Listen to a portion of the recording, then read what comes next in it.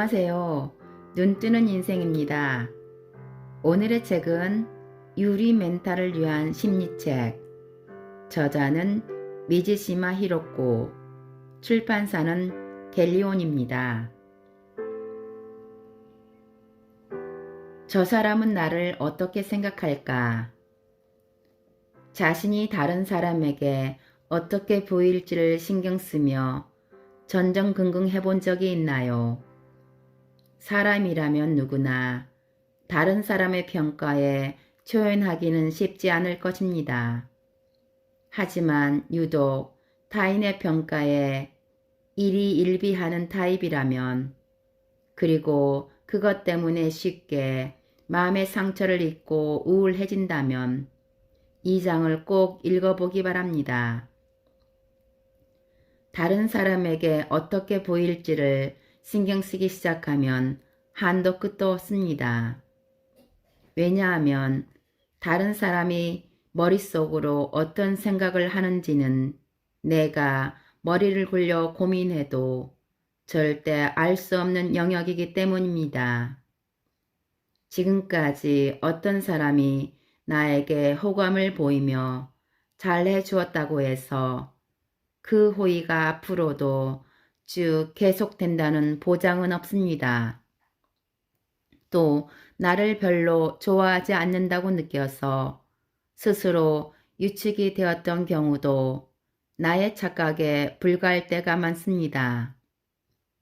그 상대는 사실 내 앞에서 그저 긴장하고 있었을 수도, 혹은 그때 주변 사람을 신경 쓸 마음의 여유가 없었을 수도 있습니다. 즉, 다른 사람에게 어떻게 보일까라는 의문은 누구에게나 정답이 없는 질문이라고 할 수 있지요. 그렇다면 이런 질문에 답을 내리려 노력하며 스트레스를 받는 사람은 어떻게 해야 할까요? 주위를 둘러보면 남을 유난히 의식하는 사람이 있는 반면 남의 생각은 중요하지 않다고 치부하는 사람도 있습니다. 남의 생각을 의식하는 문제는 개인차가 있다는 말입니다. 가령 칭찬을 받아야 자신의 가치를 느끼는 사람에게 타인의 평가는 너무도 중요합니다. 남에게 나쁜 평가를 들으면 자기 자신을 가치 있는 사람이라고 생각하지 못하고 불안을 느끼는 사람들이지요. 이런 사람들은 감정 기복이 심하고 자존감이 낮습니다. 다른 사람에게 어떻게 보이느냐가 마음 상태에 직접적인 영향을 미치니 당연한 일이겠지요.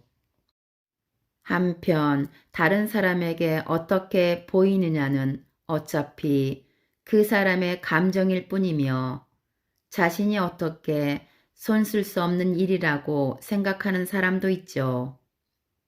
자신의 가치는 남이 어떻게 생각하는지에 따라 달라지지 않는다고 믿는 사람들이죠. 남의 평가에 흔들리지 않는 사람들의 마음에서 힌트를 얻어봅시다. 사람들은 저마다 타고난 성질도 다르고 자라온 환경도 다릅니다. 똑같은 걸 봐도 저마다 생각하고 느끼는 법이 다르죠. 내 마음에 든다고 해서 다른 사람의 마음에 들리라는 보장은 없습니다. 따라서 다른 사람의 평가란 단순히 그 시점에서 느낀 그 사람의 감정에 불과합니다. 그 사람은 그때 그렇게 생각했구나. 그 이상도 이하도 아니라는 말입니다. 문제는 자신이 그것을 그 이상으로 과하게 받아들이는 경우입니다. 필요 이상으로 과하게 받아들인다는 것은 상대가 내리는 평가가 내 가치를 정한다고 생각하는 것과 같습니다. 가령 평소와는 좀 다르게 차려입었을 때 이상해 보이지 않을까? 다른 사람은 어떻게 생각할까? 라고 신경을 쓰는 경우가 있습니다. 이는 자신의 패션 센스가 다른 사람의 잣대로 정해진다고 생각하기 때문입니다.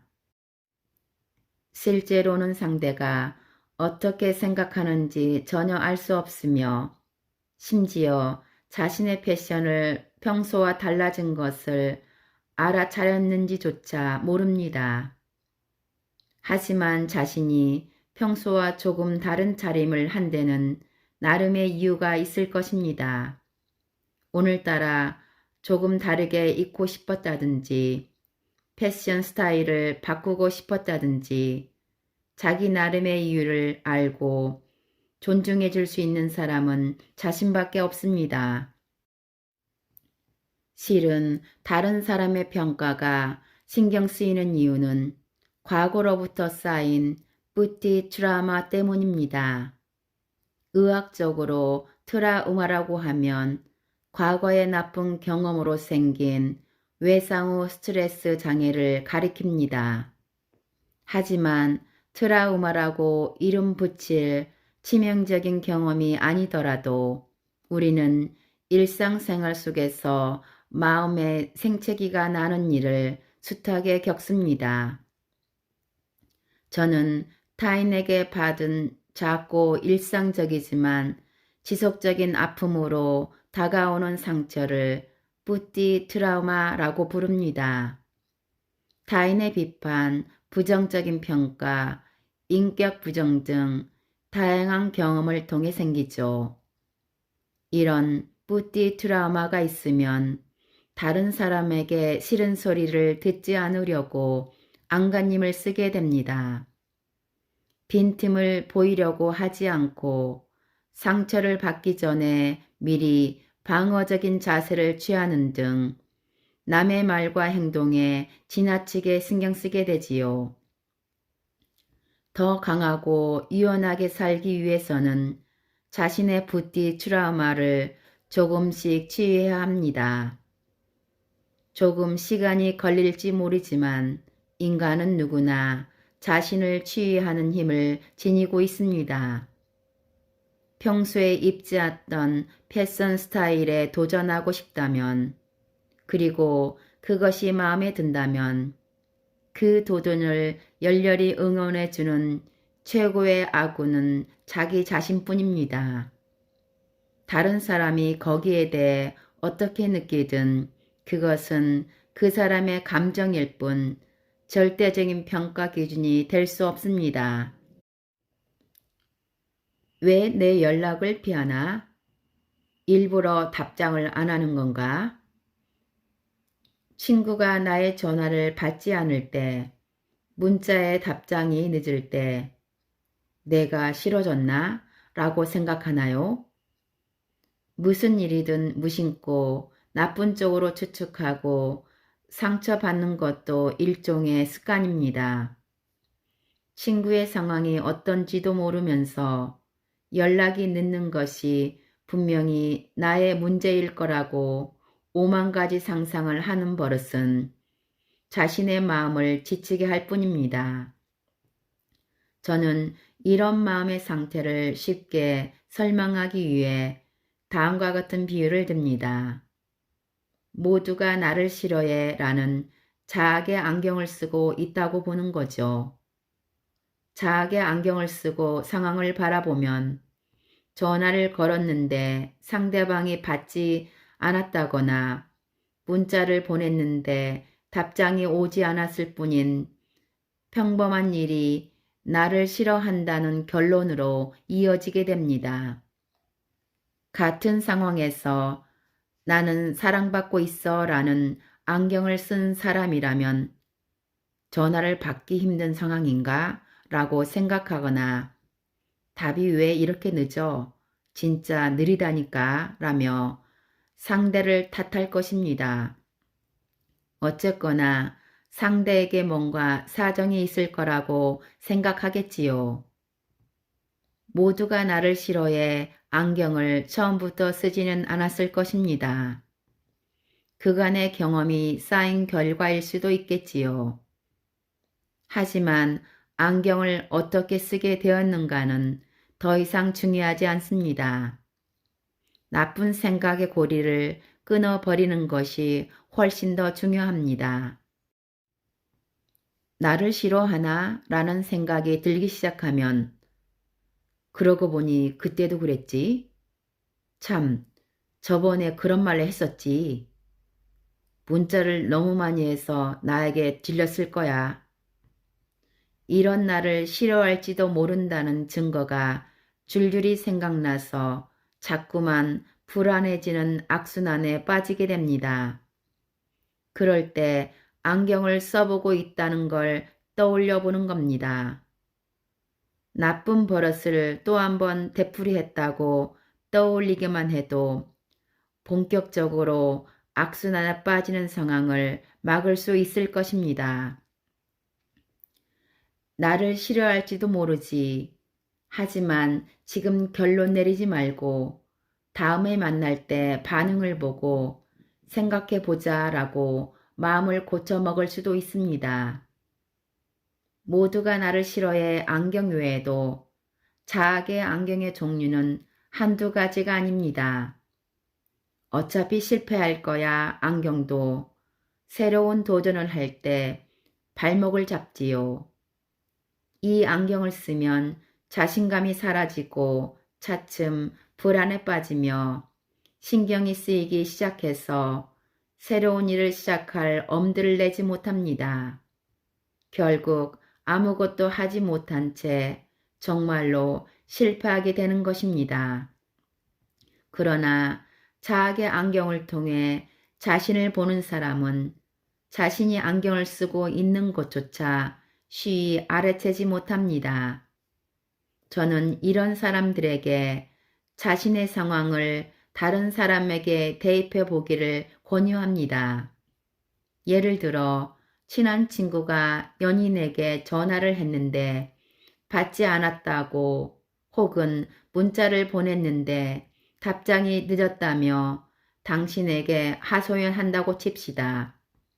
당신은 친구의 얘기를 듣고 나서 널 싫어하는 게 분명해 라고 말할 건가요? 그렇게 말하지 않겠죠. 그보다는 마침 그때 바빴나 보지. 원래 좀 무신경한 사람이라며? 라고 전화를 받지 못했을 수많은 가능성에 관해 말해줄 것입니다.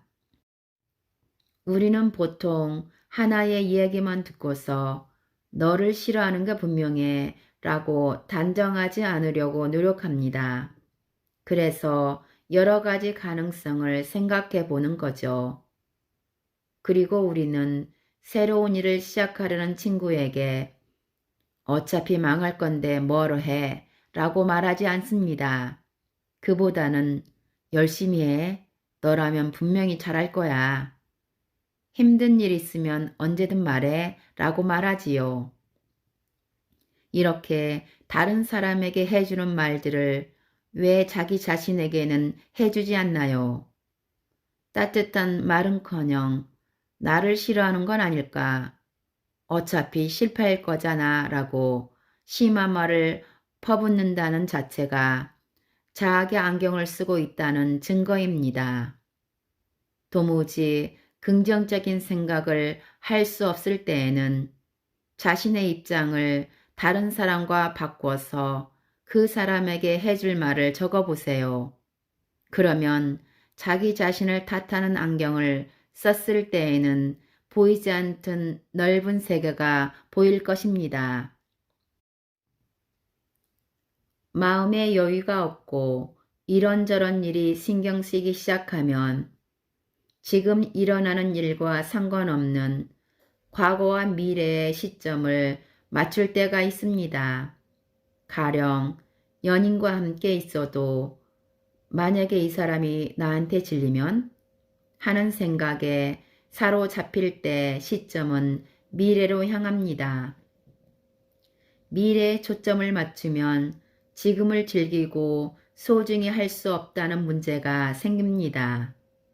지금은 아무 문제도 일어나지 않고 모처럼 연인과 즐거운 시간을 보내고 있는데 헤어지면 어쩌지? 나한테 질리면 어쩌지? 라고 신경 쓰며 현재의 시간까지 헛되이 만들게 되기 때문입니다. 더 좋은 미래를 위해 현재를 희생하는 것은 당연하다라고 생각하며 사는 사람이 의외로 적지 않습니다. 미래를 위해 현재의 행복은 포기하고 참고 버티는 태도지요. 하지만 현재를 희생하면 정말로 안심할 수 있는 미래가 손에 들어올까요? 연인과의 헤어짐을 앞서 생각하고 불안해하는 것이 두 사람 사이를 더 가깝게 해주나요? 여기서 중요한 것은 우리는 늘 지금을 산다는 것입니다. 즐겁고 기쁘다고 느끼는 것도 전부 지금입니다. 상대와 연결되어 있고 진정한 사랑을 하고 있다고 느끼는 감정 또한 지금 이 순간뿐입니다. 상대가 이 사람과 쭉 같이 있고 싶다라고 생각하는 것도 지금입니다. 앞날만 걱정하고 지금을 충분히 즐기지 못하는 사람은 별로 매력적이지 않습니다. 안정적인 미래를 위해 라고 하는데 원래 미래는 독립된 개체가 아닙니다. 미래는 지금을 쌓아 올린 결과입니다. 안심할 수 있는 미래를 위해 지금을 소홀히 하는 삶을 살면 죽을 때까지 현재의 행복을 포기하면서 살아갈 수도 있습니다. 지금 사랑을 느끼면 미래에도 사랑을 느낄 가능성이 그만큼 높아집니다.